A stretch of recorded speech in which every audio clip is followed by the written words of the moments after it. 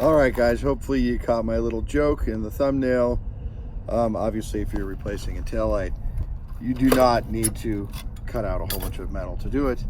But in this case, we have metal that's rusted up, and then it had Bondo and fiberglass on it, and it got hit and broken. The brackets on the inside got all dented up. This is all just Bondo over rust here. And I'll show you in a second, that's a pretty complex curve that needs to be just right because a piece of trim fits right in there. And then this was, I actually fixed this. It turns out I didn't need to, or I was in the process of fixing it. And this was rusted out here too, and all this up here, and it was broken. So the car got hit, it was rusty. So it was more than just, replacing this one piece here. And I got this. So I got this from Desert Valley Auto Parts. It was, I think, $175 plus shipping, which was like another 50 bucks. So it cost me $225. Obviously didn't come like this. It came with paint on it, and I've got most of the paint sanded off now, and I'm about ready to primer it and get it ready to fit in this spot right here. So I'm going to cut that a little bit lower. You can see this piece. Here's what I cut off of the piece I got from DVAP. So that's what's going to be left in there. It's going to be cut about here, all the way across, over to there, come up to here. Sorry. Come up to here, and then it's going to be cut along here, all the way through here, down here to this top of this drop off, which we're going to leave in. I'm going to leave this post in, and then we're going to come across here, up here, all the way up and over, and replace all of that rusty, beat up, badly done bodywork and everything else with one piece. Because when it got hit, when those brackets got bent up, like just getting those brackets out and getting them perfectly aligned and straight and everything, that's almost as much work as this, just replacing everything. So, this is definitely more work, but it's going to be worth it in the end, because this will be perfect. It won't have any rust in it at all. This is, I'm a novice welder. This is kind of a big job for me, but if I did the trunk floor in this car, I should be able to do this too.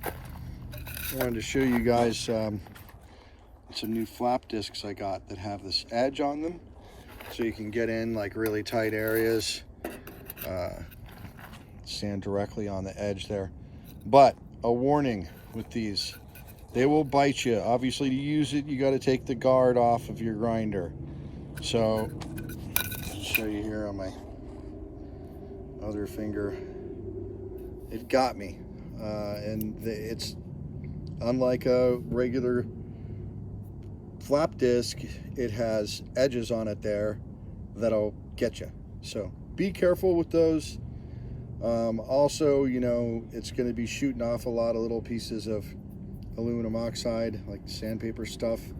So wear eye protection, and those are a little bit more dangerous than your regular flap discs. But they work great for getting in some of these tight areas. As you can see, I still got some more stuff I got to get out here, some old paint in some areas, and then I'm going to weld up these holes, because I'm not going to use that piece of trim that normally goes there, because you can't find it.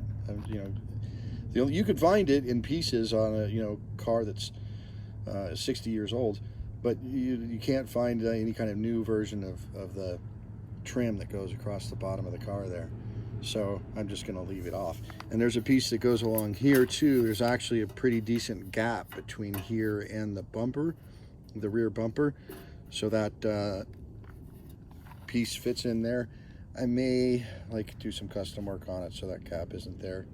But this is stuff that only matters to people who have a 65 Mercury, which is probably not most of you, 65 full-size Mercury. So I hate it when people do that. They go to specific stuff about what they're working on. how it's specific to their car. And again, this I paid like, you know, they said $225 plus shipping. They're in Phoenix, I'm in Tucson. This is for a full-size 65 Mercury. They never get anybody calling them about parts for that. If it's for a Camaro or a Mustang, it'd probably be a lot more. And you know, if you're in New York or something, shipping would probably be a lot more. Anyway, that's what we're doing here. Next, I'm getting ready to pull the gas tank. And once we get that done, we will really have successfully de-rusted this whole back half of the car. This part was something I was going to kind of let slide, and I'm kind of glad now that it got hit, because it's forcing me to do work that I really should have done anyway. But anyway, so that's where we're at. I don't really like to edit videos. I know nobody does, so these are how my videos are. If you like them, keep watching, maybe subscribe. I just show you what I'm working on. I don't show you me welding, because there's plenty of YouTube people that can weld better than I can. Go watch their videos instead, like I do. All right, so leave a thumbs up.